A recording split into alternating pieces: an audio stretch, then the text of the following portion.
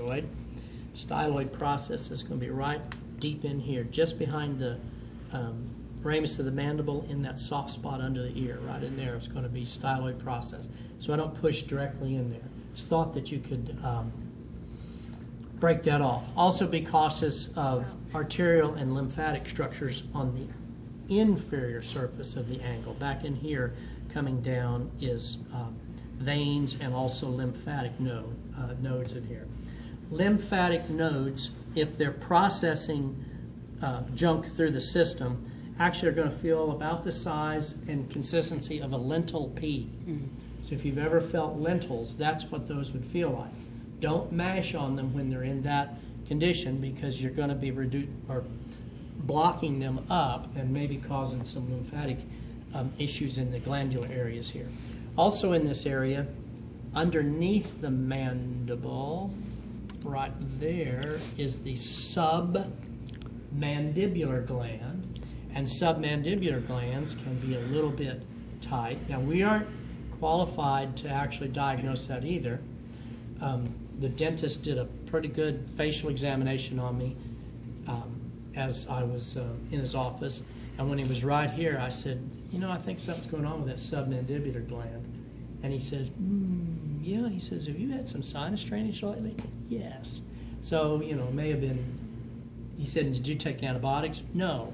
And he said, why? I said, because I didn't have a fever or aches and pains, because it's viral.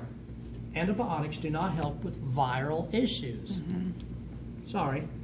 And I just, he knows I'm in healthcare anyway, so we were careful of that. All right, lateral pterygoid. We're going to work the lateral pterygoid muscle. The same kind of thing as I did with the temporalis tendon. Open your mouth. Pat. Oh, there we go. Open again. There we go. So right in between these two spots, right in between those, boom, is lateral pterygoid. Keep your mouth slightly open, right about there. Yeah. If you open your mouth too far, it stretches the masseter over, and I can't reach it. But pushing right in between the condyle and the cornoid process with the mouth slightly open, I can get to that. Open a little bit. There we go. And I can get right to that lateral pterygoid. I'm really just applying a little static pressure and a little friction in there, supporting the mandible on the opposite side.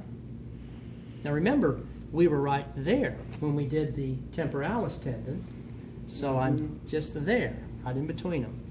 Big difference. And then I can do the opposite side. I'm going to support, open, there we go, and I can feel, that one's tight. That one on him is really tight. Now, my fingers are pretty strong. If you want to do this kind of thing, that's fine too, where you're supporting one over the other. That's actually Dr. James Syriac's technique, but I can't do it on this hand because I don't have a long finger there. All right. Next, medial pterygoid. With the person's mouth closed, place one or two fingers onto the external inferior aspect of the mandible, right there at the angle, right there.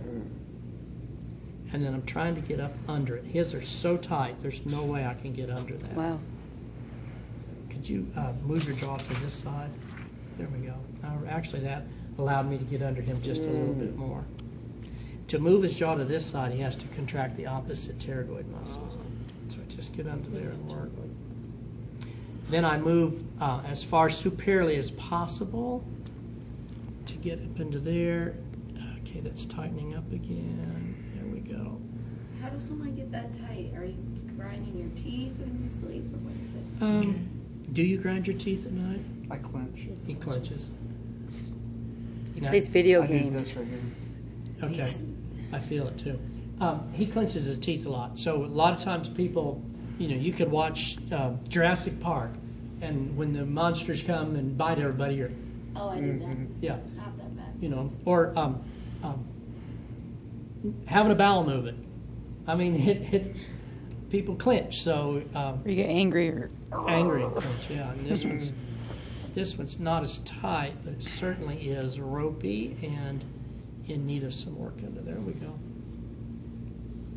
Okay, That's unreal. so that's the whole I routine. didn't know it was hurting that bad.